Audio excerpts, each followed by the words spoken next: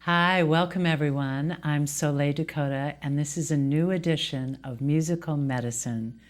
Thank you for joining us. Desda Zuckerman is back with us this evening. Desda is a visionary, a healer, and an author of The Sacred Anatomy, an owner's guide to the human energy structure. We are delighted to have you back for a second edition of Musical Medicine. Welcome, Desda. Thank you so much, Soleil. It's just delightful to be back here again. Yeah, thank you. We are so happy to have you. We're going to go and do another performance of Sister Pray.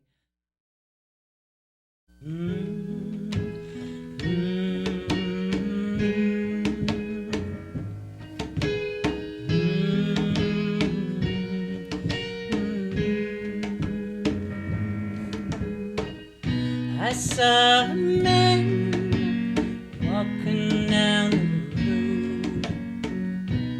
His feet were touching the ground, and his heart was open like the blue sky. He was walking in both heaven and earth. He was walking in both heaven and earth. Sister, pray when the days seem long and everything seem wrong. You gotta hold on and really stay strong, cause the pain only lasts through the song. But if you can survive, your soul will live on. I was drawn to him. I moved him closer, tapped him on the shoulder. I said, brother, can you help me please? Seems I've lost my way. Could I follow in your footsteps? Could you point the way for me? Brother, won't you please? He turned to me. He met my gaze. This is what I heard him say. Sister, pray. Hey, Sister, pray. Hey, in the stillness you'll find a light that shines inside of you. It will guide you through. Sister, pray when the morning light kisses your eyes. Sister, pray when the moon caresses the sky. Sister, pray for your brother and your enemy too. Sister, pray.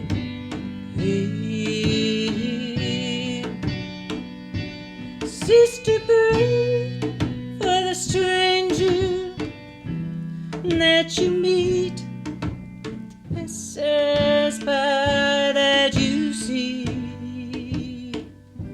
Sister, scatter your prayers in the street. Sister, pray. Cause blessed is the woman who loves and live her life with no one to judge. Sister, pray. Cause in her eyes all she sees is self-worth. Look for victory.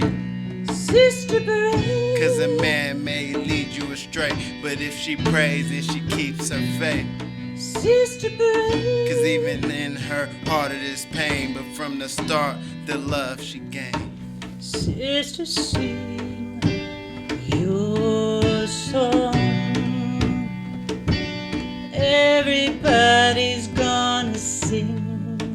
along.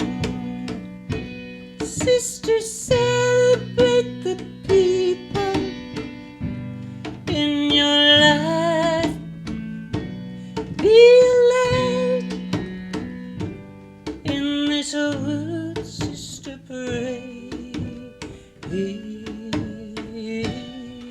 Sister pray, Sister parade. sister pray, sister pray, sister pray, sister pray.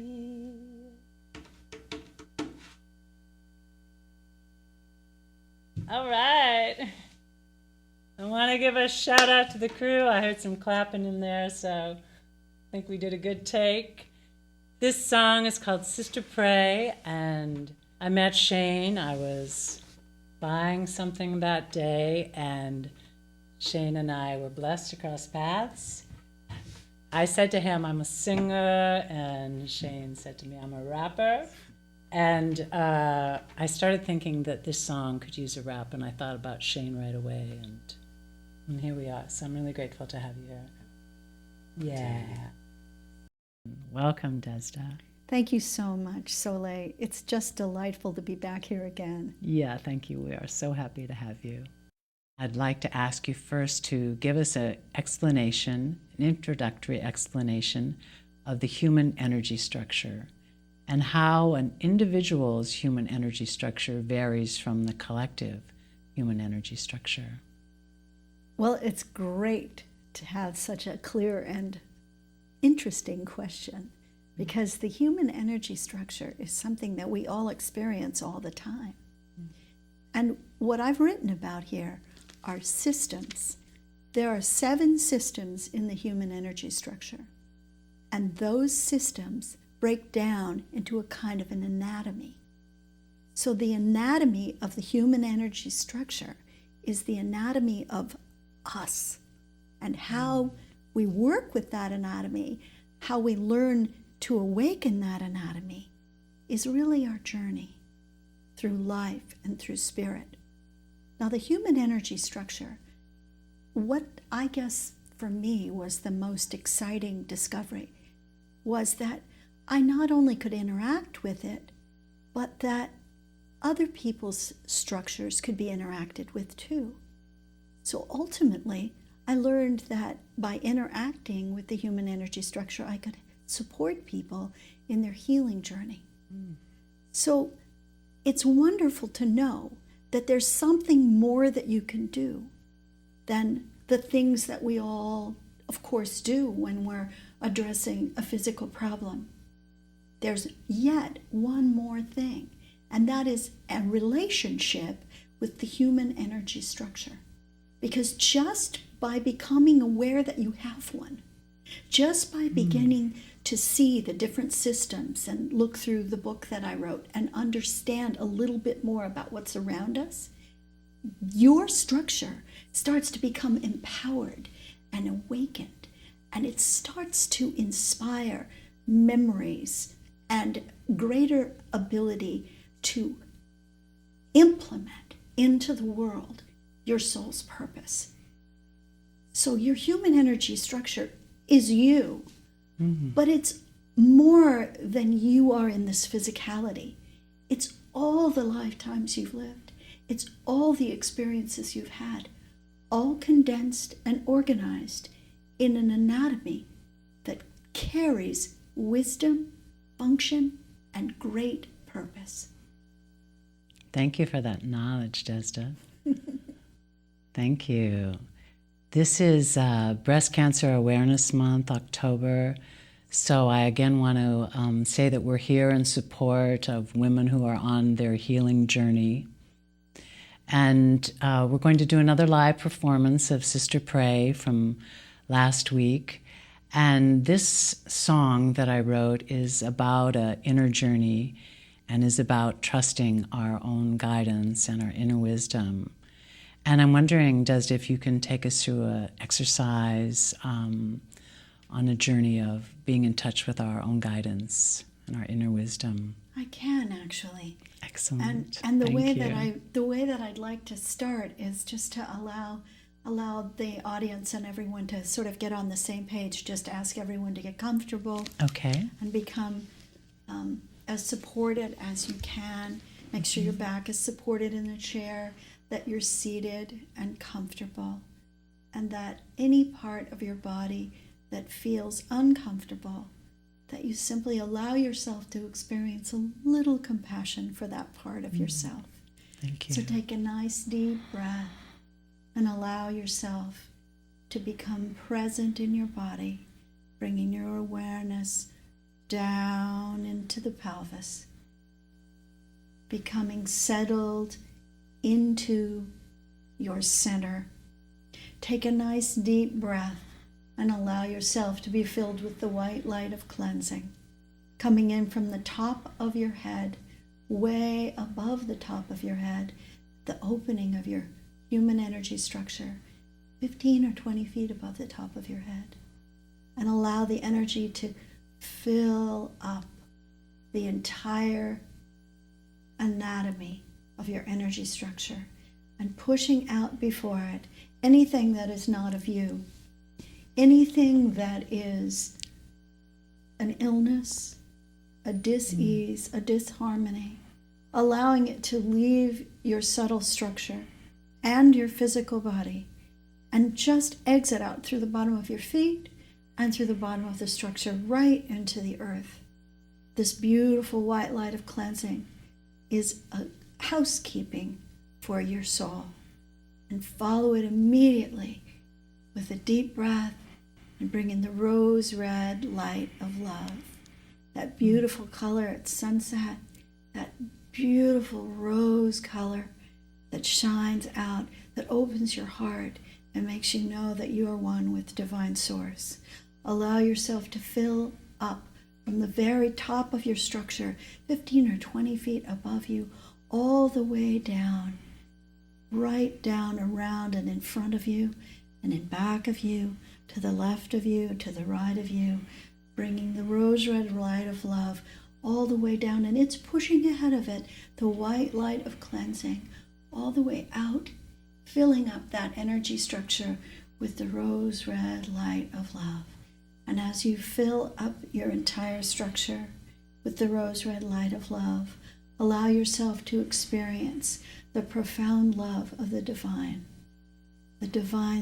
within.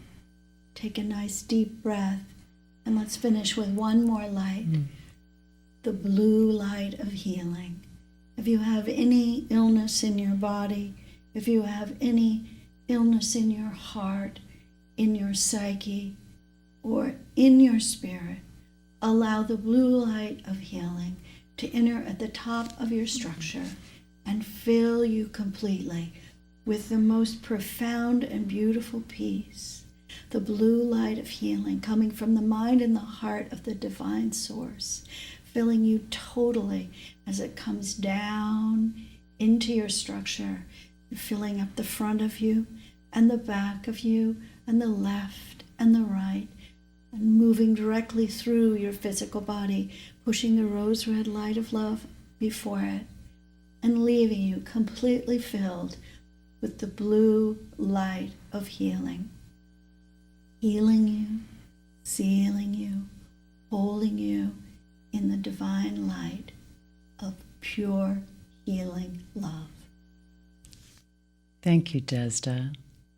You're Thank you so much for myself and for all the viewers. I wanted to ask you about music as medicine and what sort of frequencies you see in music, and how musicians, myself included, what we can focus on to have music be a powerful, beautiful force in people's lives. Oh, I love this question. I love it. Because we are frequency.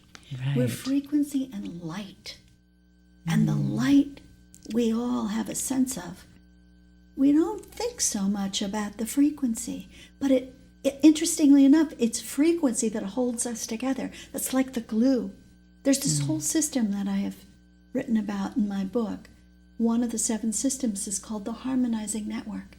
And the harmonizing network is based on 9 primary frequencies. And those frequencies create chords. And each of the systems has a chord. And all together, the 7 systems create a symphony. So musicians touch that in each of us, and they give us the experience of harmonization.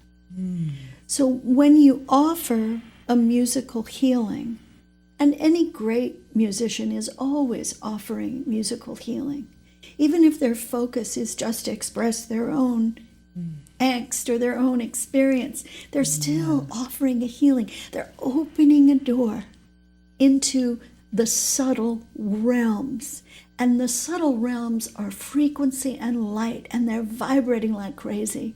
So your job as a great singer is to bring out of your own body the most perfect harmonized frequency that you can, and to offer that up so that that harmony can resonate in other people's structures and create peace, tranquility, balance, but even better than that, to create healing. Because healing is a byproduct of harmony and balance. Thank you, Desda. I know when I write a song, I write about something that I want to remember. And so when I sing a song, I'm revisiting some universal truth or something that returns me to my deepest wisdom. And in Sister Pray, it was like that. When I sing that song now, I remember, this is my journey into myself, and I can look to the outside, and I can try and follow different people's path, but truly, my deep desire is to be in touch with my inner wisdom and to be spreading goodwill and, prayer for different people in whatever circumstance they're in. Yeah, well, your song really does speak to that. And the other thing that song really brought up for me when I listened to it was the value of spiritual practice. Yes. Because you were talking about praying.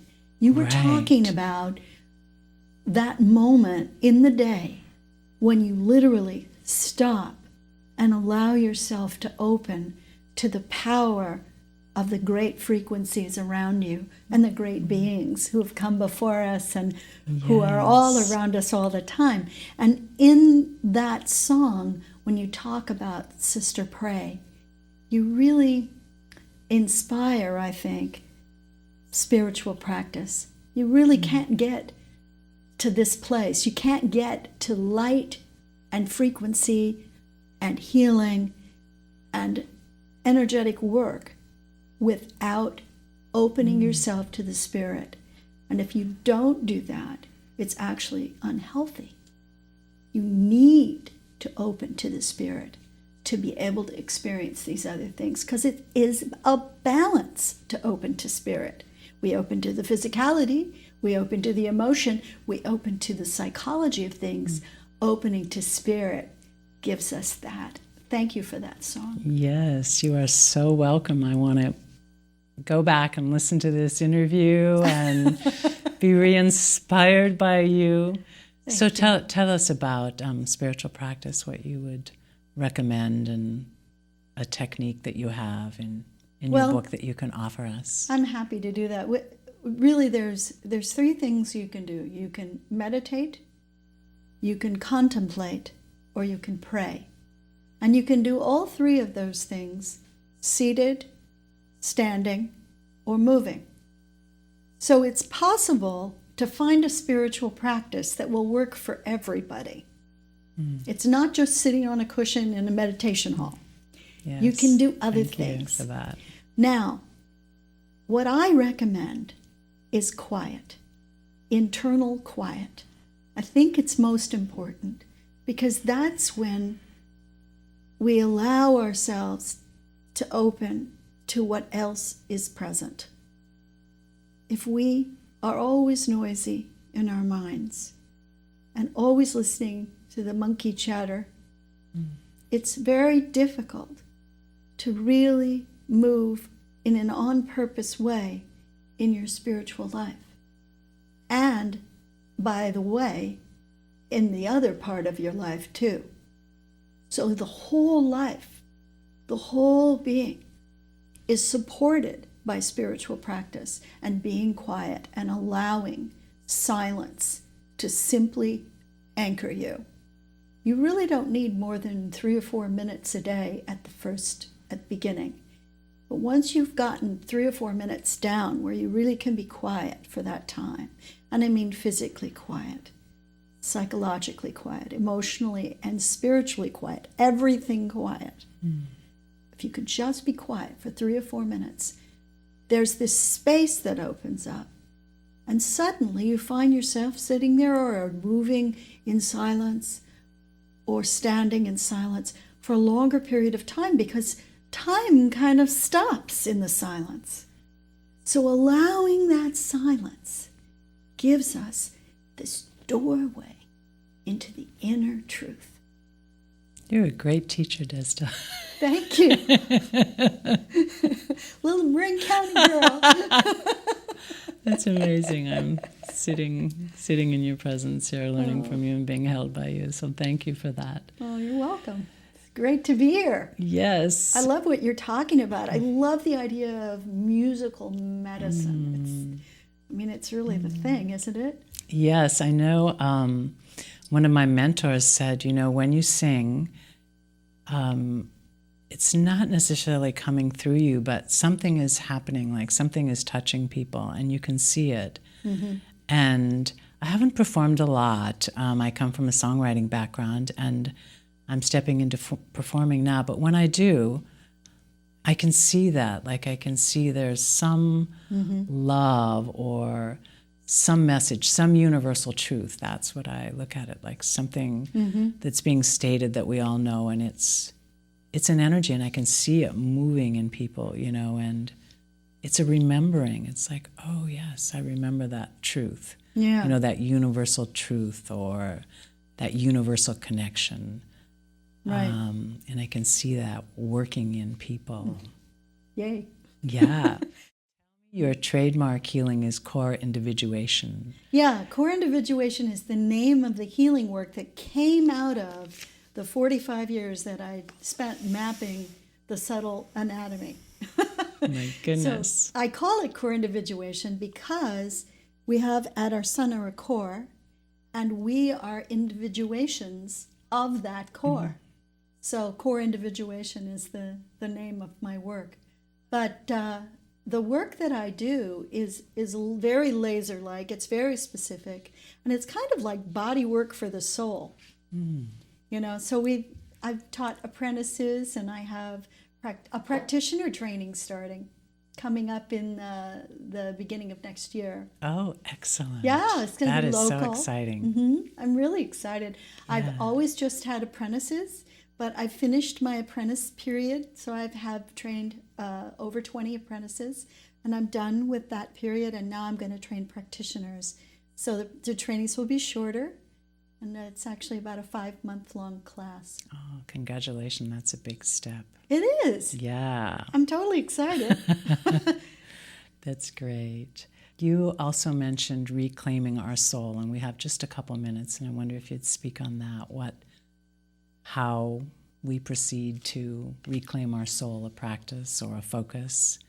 Well, one of the things that I've noticed through my life is how the territory of the soul has sort of been co-opted by organizations, religions, belief systems, on and on. And I believe that we are expressions of our own soul, and that in fact the structure is made up of the energy that you could call the soul. So reclaiming your soul means owning that structure by becoming aware of it, awake to it, and by moving in it. I want to say one thing very quickly. Please. The soul structure, the human energy structure, is not the same thing as the aura. The aura is the human electromagnetic field, which is a reactive and reflective part of the larger soul structure. So that's what I mean when I say reclaim the soul. I see. Thank you for that explanation. I want to congratulate you on a monumental work. Thank you. So much wisdom and detail. Thank you for making that contribution. And thank you for being here. And I just feel all of your compassion and your light and your wisdom. And I want to give a shout out to the crew. Thank you for being here, for your creativity and your expertise and your great energy. I'm grateful. Mwah.